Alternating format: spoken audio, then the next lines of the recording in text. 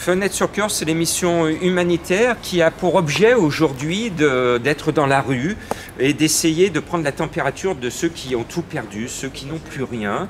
Et Fenêtre sur cœur aujourd'hui est avec Eliane, avec Cuisine Ellie, une association villeurbannaise qui a pour objectif de cuisiner pour les sans-abri. Alors Eliane, bonjour. Bonjour. Parlez-moi de cette nouvelle association.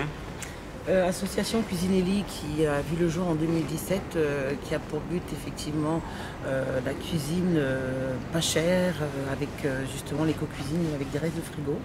Et depuis quelques temps, on a pour ambition donc de livrer des repas à des sans-abri, des personnes en fragilité sociale. En collaboration avec l'association villeurbannaise Donner la main dans le soi qui va commencer ses maraudes au mois de novembre, tous les mercredis. Alors on voit qu'il y a un élan de solidarité parce que l'hiver c'est la période la plus difficile pour les sans-abri. Il fait froid, on a du mal à trouver un logement, on se cache quelque part.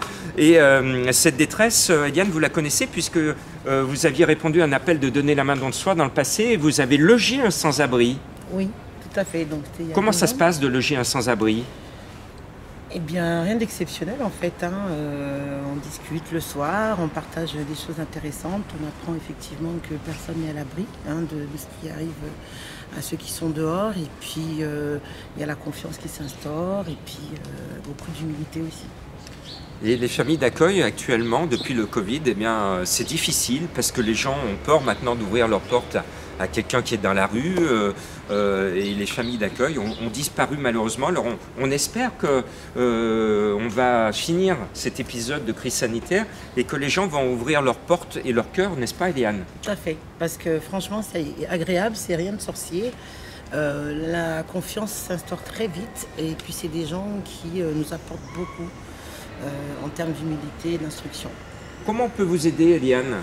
Alors, pour l'objectif de 50 repas par semaine en destination des sans-abri, on a besoin d'ustensiles de cuisine, des grands contenants, bien sûr d'argent pour pouvoir mener à bien le projet sur plusieurs mois. On est en autonomie sur 1 mois et demi, mais si ça peut se faire sur 3 mois, 6 mois, pourquoi pas. Et sur tous les contenants. Alors on va aller maintenant à la rencontre de Claude qui lui est sans-abri à Villeurbanne et il va nous expliquer un petit peu toutes les difficultés de vivre dehors, surtout en période hivernale. Bonjour okay. Claude, alors on se connaît, tu es à la rue à Villeurbanne. Oui, depuis 13 mois maintenant. Alors, qu'est-ce qui t'a conduit à être à la rue en quelques mots? C'est que ma mère, elle est très méchante et elle a essayé de me tuer. Et bon, je veux éviter d'en parler parce que ça éveille en moi de mauvais souvenirs. C'est des difficultés familiales que beaucoup de sans-abri connaissent. C'est souvent la perte du travail, le perte de son compagnon, de sa compagne, de ses enfants, de son appartement. Alors, les difficultés de vivre à la rue pour toi, qu'est-ce qui est dur? Déjà, c'est que pour aller aux toilettes, on se fait engueuler par tous les gens parce qu'on fait caca de partout, on fait pipi de partout, on ne peut pas se laver, on ne peut pas se soigner. Allez soigner des mycoses des pieds quand vous êtes à la rue. Allez soigner une crise d'hémorroïdes quand vous êtes à la rue. C'est compliqué. C'est très compliqué. Et les gens ne se rendent pas compte. Et tu m'as dit que tu es resté longtemps sans te laver, par exemple. Oui, 4 mois. 4 mois. 4 mois. J'avais l'entrecuisse tout brûlé. Alors l'hiver est encore plus difficile? Pour moi non, c'est plus facile l'hiver que l'été. D'accord, alors explique-moi la différence entre la partie hivernale et estivale. Qu'est-ce qui est plus dur ou plus facile à vivre? En fait, l'été, ce qui est plus dur à vivre, c'est le fait de ne pas se laver.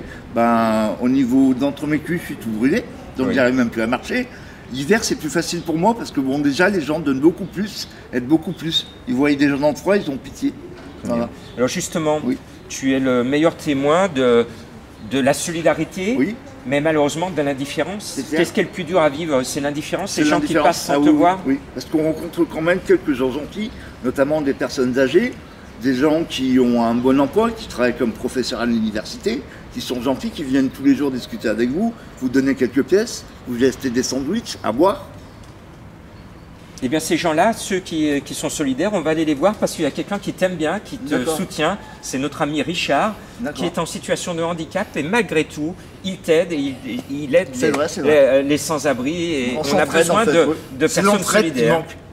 Je vous emmène à la rencontre de Richard. Ça marche. Allez, j'ai beaucoup de plaisir à aller voir les gens de solidarité, dont Richard. Bonjour Richard. Bonjour. Alors Claude, vous le connaissez bien, il est à Villeurbanne, il fait la Manche. Je connais bien, ouais. Et le fait d'apporter un peu de chaleur humaine, hein, c'est ce que vous faites, vous dites bonjour. Bonjour, je discute, voilà. Comment vous vivez sa situation, parce que c'est difficile. Ben, je vois la misère dans la rue, ça fait mal, parce que je vais à sa place. Donc c'est tout à fait logique. Imagine que je suis dans la rue, je peux avoir les mêmes problèmes. Alors, je lui dis, j'ai un toit, c'est déjà bien, mais il faut aider les autres. C'est important, c'est très important. Voilà. Et le fait que des personnes passent devant ces sans-abri, comme devant Claude, sans les voir, est-ce que ça vous ronge le cœur? Ça fait mal qu'ils ignorent, ça fait quelque chose. On est des humains, comment il faut. Le cœur, c'est que ça de cœur. C'est très important, hein. Mais ça me fait mal. Sensibilité. Voilà, alors il faut qu'on soit solidaire, c'est pour ça qu'avec l'association Cuisine Elie, avec Eliane, on va essayer, avec l'association Donner la main dans le soi, de s'unir, de distribuer en maraude de quoi manger, Tout à fait. mais également les couvertures, les effets chauds, les parkas, et puis de la chaleur humaine, La n'est-ce chaleur pas? humaine, oui, des chaussettes chaudes, oui, surtout des couvertures. Tu parlais des... Oui. Voilà, et puis des soupes, de la soupe, voilà. Et Puis des des sacs. repas Voilà, froids, des repas. parce que effectivement, quand on leur donne des repas, tu m'as dit, Oui. il vaut mieux qu'ils soient des froids à la base, sinon... Voilà, pas alors agréable les à repas goûter. qu'on va distribuer avec Donner la main dans le soi et avec votre association, c'est des repas froids pour qu'on puisse leur donner à n'importe quelle heure à manger.